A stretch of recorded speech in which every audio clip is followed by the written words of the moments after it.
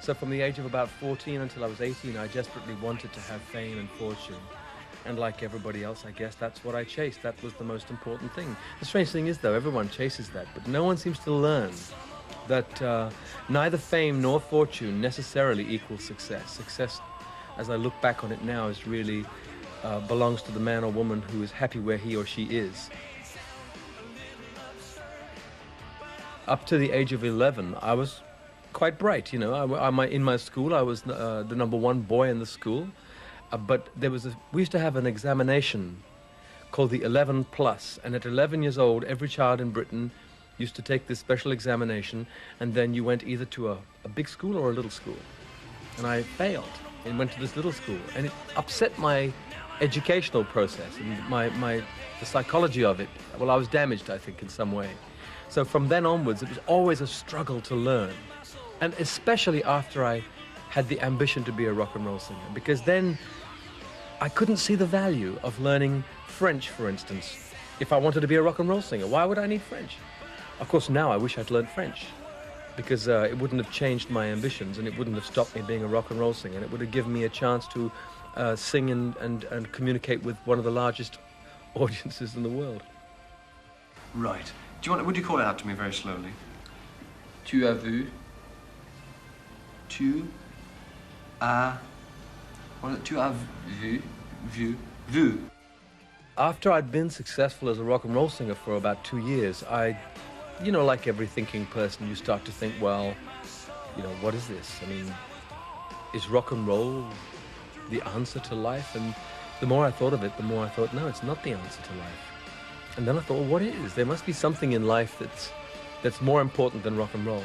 Of course, I realize now what it was, but it took me about 2 or 3 years to ask many questions. And obviously my background as a person who had come through England, and therefore I was not an atheist as such, I just didn't care about God too much.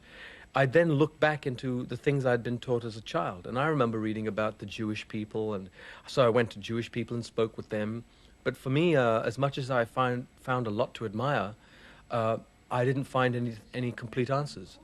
I then spoke with Jehovah's Witnesses, and over a period of about a year or maybe 2 years, they interested me greatly because they read the Bible regularly. And although I didn't gain much more than that from them, it was enough, because that made me read my Bible, and when I read my Bible, I recognized that what the Bible says is that Jesus is the only way to God. If we want to find our way to God, there is only one way, and it's really the secret of all our successes, I think. If we have the key to something and we use the key to open the door, you're immediately successful. So I believe that the moment I used my knowledge of Jesus and made it something personal by committing myself to him, it opened the door to life for me. I went the same route as everyone goes. You know, when you're 15, 16, you think you know everything. You think your parents know nothing. You think that now I'm 15, I'm learning, I know everything. It's rubbish. I know now. It's easy for me to say now. So if you're 15 now, you may think that you know everything, but believe me, in 5 years' time, you'll realize how little you knew. So it's a big lesson to learn. But when I became 24, I suddenly realized how little I knew about life.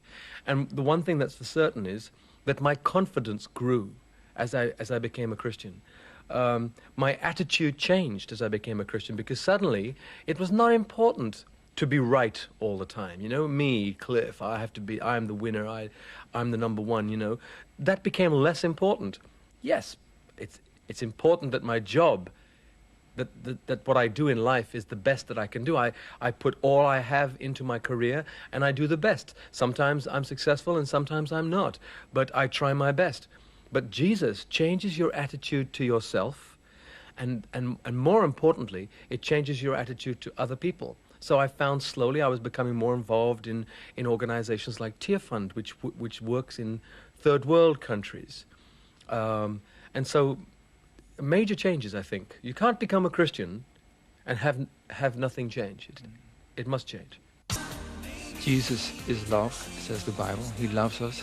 How you combine this with this world fully in need, so much cruel things going on. Well, you see, what you have to do is bring God into it. We are in the world, And the only way that we can affect the world is if we blow the spark where we are and make it fan into a flame, so that each one of us must represent God in the world. It's too easy for God to come down here, you know, and say, oh, poverty, no poverty. Then there is no success for you and me. We had nothing to do with it. And also, if he did that, within 20 years, some of those people would be poor again, and some would be very rich, because that's human nature. I think it would be completely wrong of God to tamper with human nature. He's already made us perfect.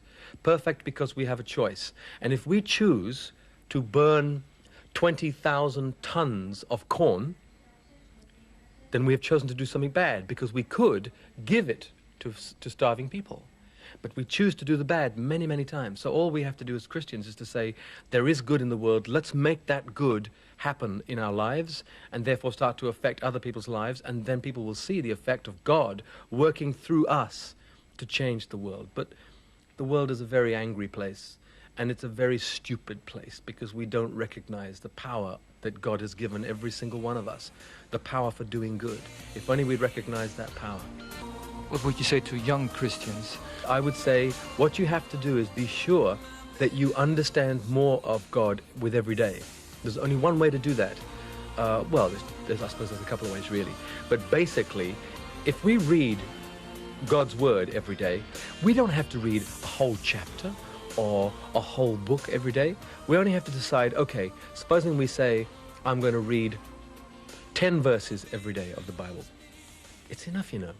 Because in every 10 verses, there is so much information, we'll never take it all into ourselves anyway. So as long as we read something every day, then I think God's messages come through. And the more we understand God, the more we will grow in confidence and strength, and we're able to face the world. You see, I mean, I face the world now as a Christian, not because there's anything special about me. There's nothing special about me, except that I sing maybe, I make a noise that someone else doesn't make. But that other person may make another noise that is just as important. So I only know that I can face the world with confidence because I know that God is alive. I know that Jesus is part of my life, and that I can be valuable to him if I permit him. And so I would say to young people, let yourself grow in your knowledge and understanding of God, and let him use you. Okay, ready? Go. Tea is ready, Clef. I'll be right down. Good news, good news, good news. Heard from heaven, that's good news. You're a rock singer, and you combine it also with the gospel singer and being a Christian. Sometimes I think you have to cope with that. How do you do that? The only problem is being a Christian. It's tough for everybody. I suppose it's easier for me because I think the hardest place to be a Christian is at school or university or college, where young people, other young people, think that they already know everything about God. You know, at 15, you know about God. So anybody else, your friends, if they are believers in God, you make fun of them, and it can be a very aggressive place. Whereas for me, I don't care if there's a 15-year-old or a 50-year-old looking at this show and saying Cliff Richard is crazy. I say, I don't care if you think I'm crazy. I only know that Jesus is right. And so there is a strength in being older. So for me, perhaps it's not as difficult as some. But it's very important to be the Christian, and that's the tough part. It's always going to be tough to be the Christian. So for me, I suppose, because I have to appear on television, I have to present myself. Not everybody speaks like this. Most people keep things secret. But I feel it's important that my faith is never secret. So my problem is having to deal with the media. I have to speak about my faith when I can on television. When I speak about my faith with the press, sometimes they twist the words, and it's very difficult to receive the truth from a newspaper today. So those are my kind of problems. And of course, every time I go anywhere, because I am a known rock and roll singer, everyone expects me to behave in a certain manner. So there are problems that I have to face that others don't. But no matter where you are, if you're a Christian, it's not going to be easy. How far can a man go into a rock career and being a Christian or a gospel singer? How can you go anywhere? There isn't a single place. You know, there's not a single thing in this earth that does not belong to God. All of it was created by him. But the story also says that there is a devil, a Satan, and he has taken as much as he can and is trying to destroy what God made.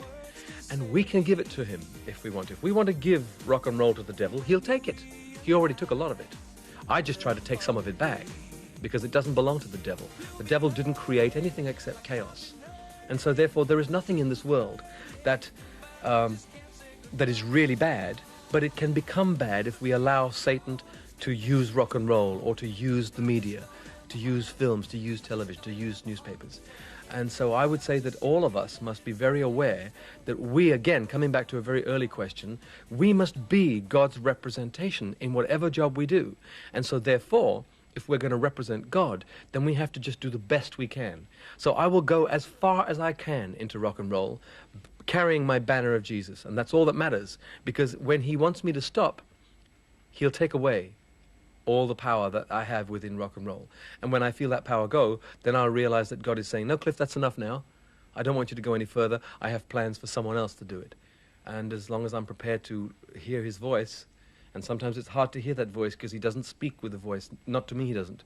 It's usually through some situation that occurs, or something I read in the Bible, or something someone says to me that I think, hey, wait a minute, I think that's meant for me.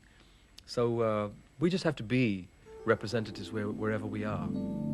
If we take note of all the extreme views there are on this world, then it seems to me that this world is doomed, absolutely doomed to fail, and doomed to death. I refuse to listen to all the extremists. I only know that each one of us has a responsibility to our fellow man, and therefore to our environment. So I'm not an extremist, but I believe we must take care of how we live so that we don't damage the environment for the next generation. But I'm not extreme on that, in the same way as I don't have an extreme diet. Even my extreme faith doesn't say, you have to be a Christian. I say, I want you to be a Christian, but if you don't want to be one, it's your choice. So I'm never extreme in anything. And I would prefer to believe an extreme God. I believe in God more than I believe in extreme man. And so therefore God tells me that this earth, we will not have the power to damage this earth. Only God has had the power. He did it once with a massive great flood, and he vowed he would never do it again. And the only thing that will ever happen now to this earth is that one day Jesus will come back and there will be all hell to pay. But that's not in our hands. So I firmly am very optimistic. I think it's good that we are concerned about the world, and we are concerned to be in the middle, not extreme, to care about animals and babies and the environment, but not so extreme that we are blinded to God. I wish I could force people to see and understand Jesus, but I can't do it. So if what we have spoken today about has any value at all, and it has helped one person to understand Jesus a little more, then part of my wish would already be granted. But I would wish everyone to have a fabulous life. But as I say, I can see only one way in which you can have a really good life, and that's with God and with Jesus.